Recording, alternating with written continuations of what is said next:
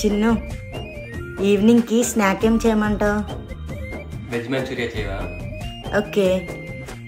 ఆకాశం తాకాలి అని ఉందా, నాతో రా చూపిస్తా సరదా, నీలంతా చుట్టేసే వీలుందా, ఏముంది ప్రేమిస్తే సరిపోదా, అహమప్పులన్నీ కొమ్మలై పూలవాన పంపితే ఆ వాన పేరు ప్రేమలే, దాని ఊరు మనములే, ఏ మనసుని ఏ మడగకు ఏ రుజువునియో అంతే.